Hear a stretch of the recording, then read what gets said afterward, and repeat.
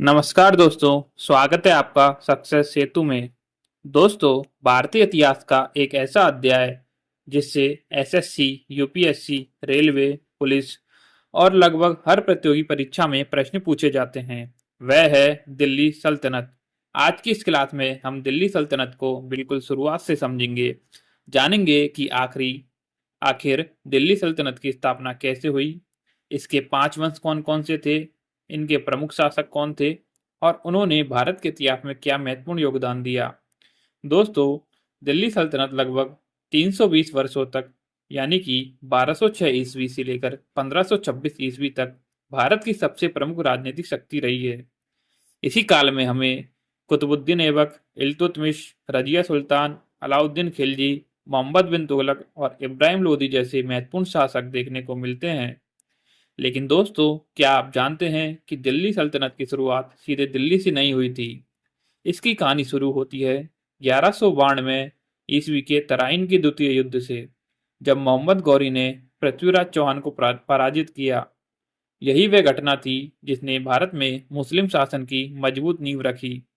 गौरी की मृत्यु के बाद उसके सबसे विश्वसनीय गुलाम कुतुबुद्दीन ऐबक ने 1206 ईस्वी में दिल्ली सल्तनत की स्थापना की और यहीं से शुरू हुआ भारत के इतिहास का नया अध्याय। आज की इस क्लास में हम जानेंगे दिल्ली सल्तनत की स्थापना कैसे हुई, इसके 5 वंश कौन-कौन से थे, प्रत्येक वंश के प्रमुख शासक कौन थे, उनकी महत्वपूर्ण नीतियां और उपलब्धियां क्या थी और परीक्षा में बार-बार पूछे जाने वाले महत्वपूर्ण तथ्य कौन से हैं। तो दोस्तों, वीडियो को अंत तक जरूर देखिए, क्योंकि आज की क्लास के बाद दिल्ली सल्तनत से जुड़ा कोई भी प्रश्न आपके लिए कठिन नहीं रहेगा। तो चलिए शुरू करते हैं दिल्ली सल्तनत का संपूर्ण अध्याय। दिल्ली सल्तनत की पहली राजधानी थी स्लेव डायनेस्टी, जिसे गुलाम वंश के नाम से जाना जाता था, जिसने 1206 ईस्वी से लेकर 1290 ईस्वी तक शासन किया था। इसके फाउंडर का नाम था कुतुबुद्दीन ऐबक, जो कि मूल रूप से टर्किश था। इसने 1206 से लेकर 1210 ईस्वी तक शासन किया था।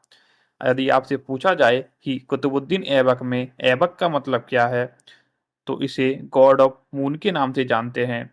कुतुबुद्दीन ऐबक ने अपनी पहली कैपिटल लाहौर में स्थापित की थी।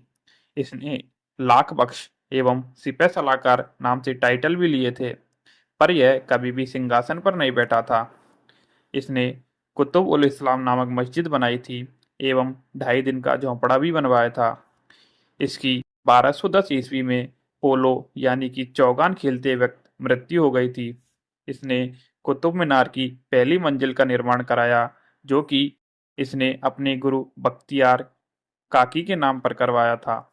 इसके बाद 1210 ईस्वी में आराम शाह यानी कि कुतुबुद्दीन ऐबक का बेटा सिंहासन पर बैठा, लेकिन वो ज़्यादा समय तक नहीं रहा। उसके 1 साल बाद 1211 ईस्वी में इल्तुतमिश सिंहासन पर बैठा, जो कि 1236 तक शासन में रहा। इसने दिल्ली को अपनी राजधानी बनाया। माना जाता है कि एक्चुअल फाउंडर ऑफ दिल्ली सल्तनत इल्तुतमिश था। इसने 1215 ईस्वी में थर्ड बैटल ऑफ तराइन लड़ा, जो कि इल्तुतमिश और यलदौज के बीच में हुआ था। यलदौज मोहम्मद गौरी के 4 गुलामों में से एक था। इसके समय में 1221 ईस्वी में चंगेज खान का इन्वेजन हुआ था। दिल्ली सल्तनत की जो ऑफिशियल लैंग्वेज थी वो फारसी थी। इल्तुतमिश ने एकता प्रथा चालू की थी। एकता प्रथा होती है कि युद्ध जीतने के बाद जो भूमि सैनिकों को दान कर दी जाती है और इनके रखवालों को इक्तेदार कहा जाता था। 1229 ईस्वी में इल्तुतमिश ने कुतुब मीनार का कंप्लीट निर्माण करवाया था, जो कि 3 मंजिल का था। इसने दल चालीसा नामक सिस्टम भी स्टार्ट किया था। इल्तुतमिश की मृत्यु 1236 ईस्वी में हो गई थी। इसके बाद रजिया सुल्तान गद्दी पर बैठती है, जो कि 1236 से लेकर 1240 ईस्वी तक शासन करती है। यह दिल्ली सल्तनत की पहली और आखिरी महिला थी। इसके बाद गयासुद्दीन बलबन गद्दी पर बैठता है, जो कि 1265 से लेकर 1287 ईस्वी तक शासन करता है।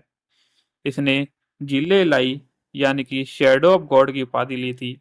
इसने दल चालीसा नामक सिस्टम को खत्म कर दिया था। बलबन ने सजदा और पैबोस यानी कि सर झुकाना और पैर चूमना ये सिस्टम भी स्टार्ट किया था। इसने एक नया फेस्टिवल नवरोज भी स्टार्ट किया था। इसके समय में अमीर खुसरो ने अपना कैरियर शुरू किया था। बलबन की मृत्यु 1287 ईस्वी में अपनी सन की डेथ के डिप्रेशन में हो जाती है। गुलाम वंश का आखिरी रूलर था कैमूर्स। इसके बाद आता है खिलजी डायनेस्टी, जो कि 1290 ईस्वी से लेकर 1320 ईस्वी तक शासन करता है। यह दिल्ली सल्तनत का शॉर्टेस्ट पीरियड था।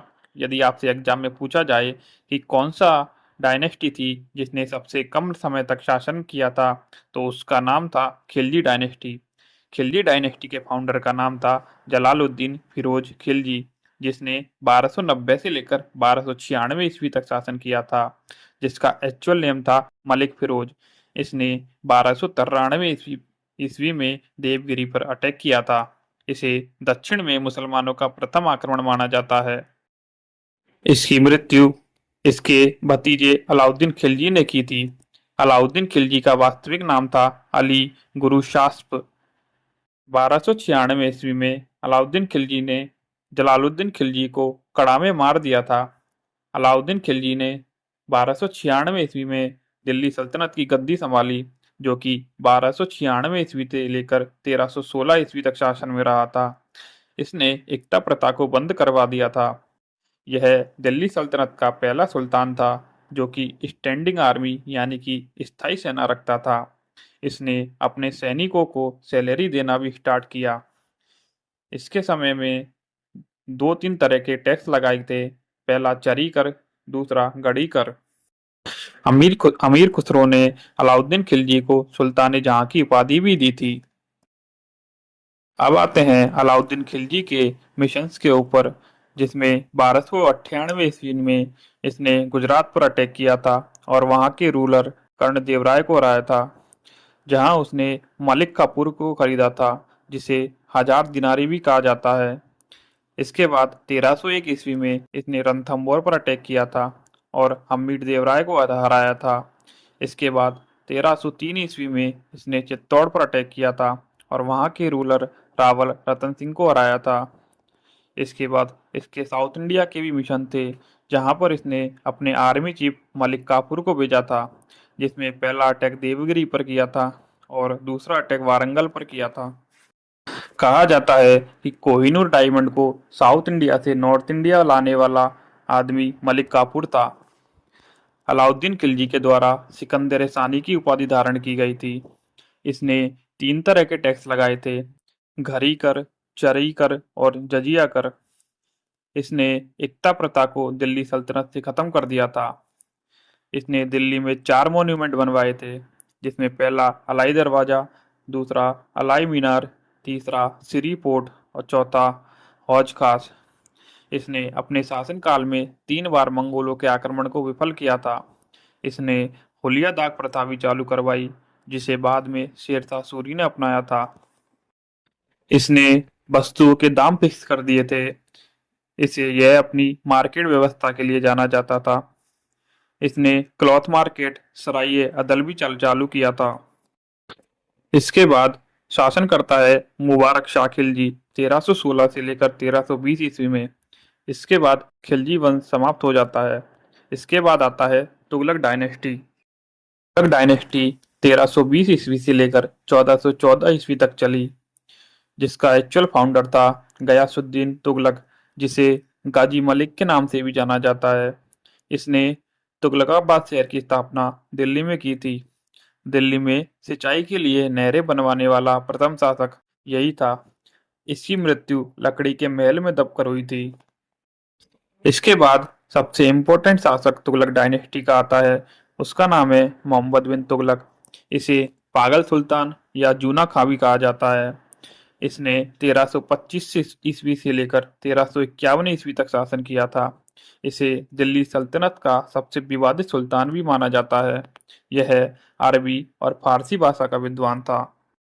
इसके समय में इब्न बतूता 1333 ईस्वी में भारत आया। उसने रेहला नाम की बुक भी लिखी थी।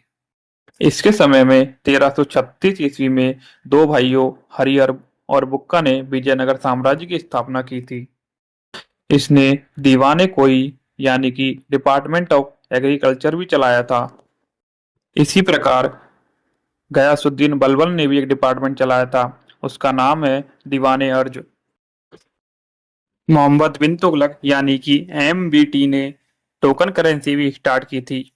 इसके बाद आता है फिरोज शाह तुगलक, जिसने 1351 ईस्वी से लेकर 1388 ईस्वी तक शासन किया था। इसे दिल्ली सल्तनत का अकबर भी माना जाता है। यह ब्राह्मणों पर जजिया कर लगाने वाला पहला शासक था।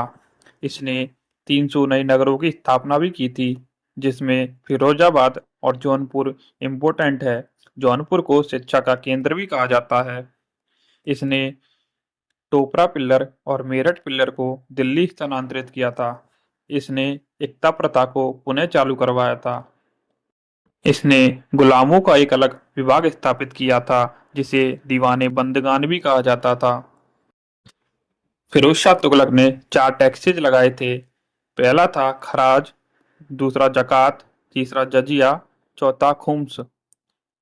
खराज जो होता है वो भूमि कर कहा जाता है।